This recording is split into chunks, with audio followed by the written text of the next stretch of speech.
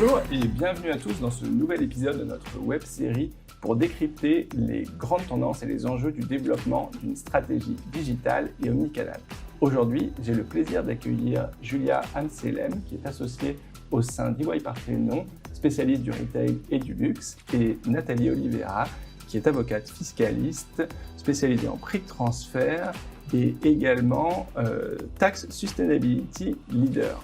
À l'heure où les enjeux environnementaux pèsent de plus en plus dans les décisions d'achat des consommateurs, le e-commerce est au cœur de nombreuses controverses. Julia, est-ce que vous pourriez nous dire un peu plus sur concrètement ce qui est reproché au e-commerce ? Alors, je crois que la principale récrimination qui est faite au e-commerce est liée à la livraison à domicile des produits, avec le double problème du transport d'une part et des emballages d'autre part. Juste quelques chiffres peut-être pour illustrer l'inefficacité du système actuel. On estime en moyenne que pour un colis, il y a un quart de vide dans le carton, que près de 20% des livraisons échouent et doivent donc être reprogrammées, et qu'environ 15% des produits sont retournés. Donc ça fait pas mal de kilomètres qui sont faits pour pas grand-chose. Et par ailleurs, et c'est un peu ce qui inquiète aujourd'hui, l'impact environnemental pourrait encore s'aggraver avec deux phénomènes. D'une part, la croissance du e-commerce qui a bondi alors en 2020 sous l'effet du Covid, près de 40% d'augmentation, et d'autre part, une tendance à la premiumisation des livraisons à domicile, de standards de livraison à domicile. On voit par exemple de plus en plus que la livraison en 24 heures se généralise, avec pas mal de distributeurs qui emboîtent le pas du standard Prime d'Amazon. On voit également que le déballage des produits devient une étape, on va dire, centrale de l'expérience client.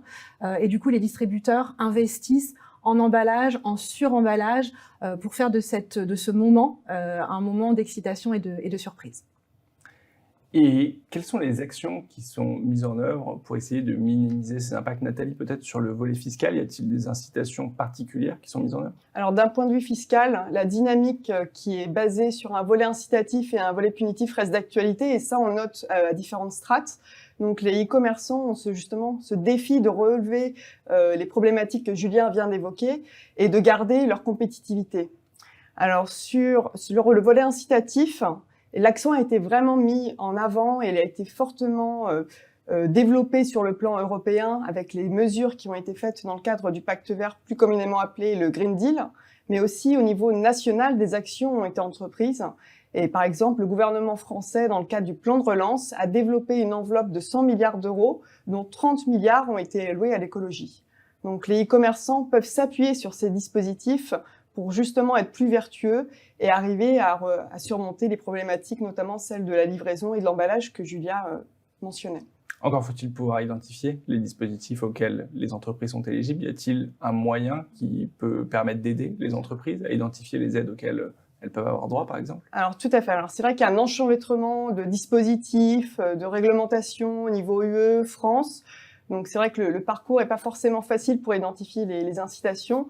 Alors, chez EY, nous avons conçu un outil, le Green Tax Tracker, qui permet aux clients de suivre l'évolution rapide du paysage fiscal en matière de développement durable. Alors, à date, cet outil couvre 28 juridictions et recense 3600 incitations en faveur du développement durable, 80 initiatives de tarification du carbone et 4300 taxes environnementales. Alors ça, c'est le volet incitatif, mais quid du volet punitif ? Alors effectivement, les taxes sur le volet punitif, les taxes environnementales ont leur rôle à jouer.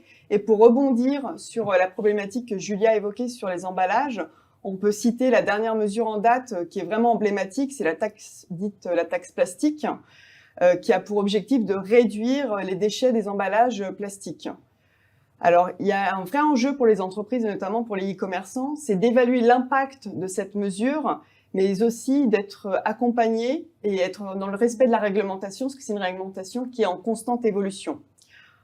En pratique, depuis le 1er janvier 2021, les États membres doivent s'acquitter de cette taxe plastique, qui est donc calculée sur le poids des déchets d'emballage en plastique non recyclé, par application d'un taux d'appel de 0,80 € par kilogramme.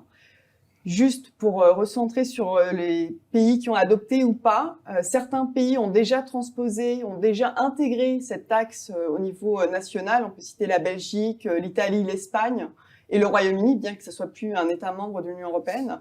La France, quant à elle, ne répercute pas encore ce coût, mais les opérateurs doivent anticiper cela, et ce d'autant plus que la taxe plastique soulève quand même pas mal de questions, tant dans son principe que dans les impacts et les coûts qu'elle induit en matière de e-commerce.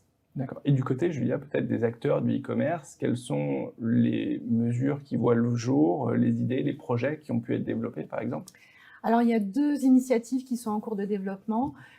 D'une part, du côté des prestataires, c'est-à-dire ceux qui interviennent sur la livraison à domicile, donc les fabricants d'emballage, les logisticiens, les transporteurs, et d'autre part, des initiatives également du côté effectivement des e-commerçants qui deviennent de plus en plus responsables, avec même des modèles de plateformes qui se développent et qui font leur différenciation sur cette notion d'éco-responsabilité. Donc peut-être quelques exemples d'actions sur le volet prestataire. Les principales actions portent d'abord sur le développement d'un mode de livraison plus propre, avec le recours croissant à des véhicules à faible émission, donc électriques, hybrides. On peut penser par exemple à l'offre Chronopost Green. Le recours également à des modes de transport alternatifs. Pas mal utilisent le vélo pour le Last Mile Delivery. On voit également que les prestataires travaillent sur la fiabilisation du taux de succès des livraisons. On vous propose des créneaux de livraison de plus en plus resserrés, voire de vous livrer en soirée, de vous livrer chez le voisin si vous n'êtes pas là. On vous renvoie des messages multiples pour être sûr que vous allez bien être chez vous.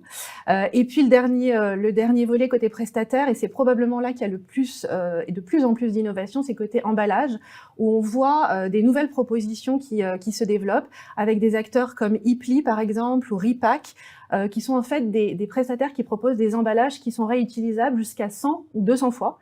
Donc concrètement, en fait, le client va recevoir son colis par la poste. Une fois qu'il a déballé son colis, il va replier l'emballage un peu comme une enveloppe. D'ailleurs, ça prend le format d'une enveloppe T et puis il va pouvoir la renvoyer par la poste sans frais.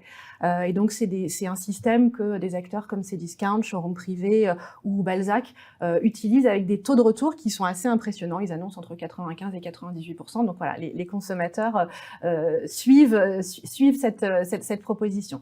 Donc ça, c'est côté prestataire. Ensuite, du côté des plateformes et des nouveaux modèles e-commerçants, à titre illustratif, je peux en mentionner 2. Un modèle comme Hardloop, qui est en fait une plateforme spécialisée dans les équipements sportifs et qui en fait a été la première marketplace à annoncer en avril 2021 la neutralité carbone, et donc qui travaille vraiment de plus en plus sur la réduction des émissions carbone. Et puis une autre plateforme comme Blisport, qui est également une plateforme qui propose des équipements sportifs en proposant un choix en particulier de produits éthiques et qui va noter systématiquement tous les produits qu'elle propose selon 3 axes.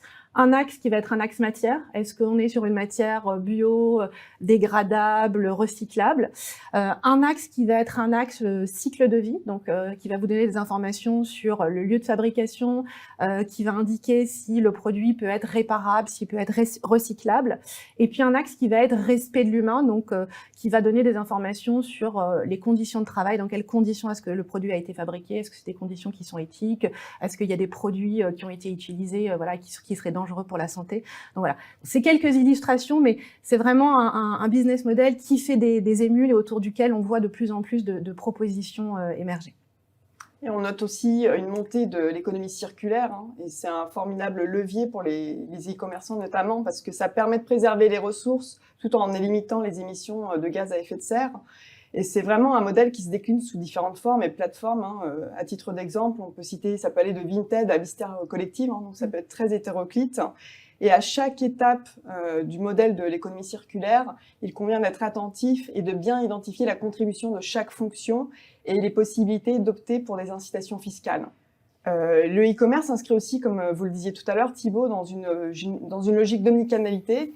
Et ce que disait tout à l'heure Julia aussi, on a la question des retours qui est aussi un défi à relever, tant d'un point de vue commercial, opérationnel, mais aussi fiscal.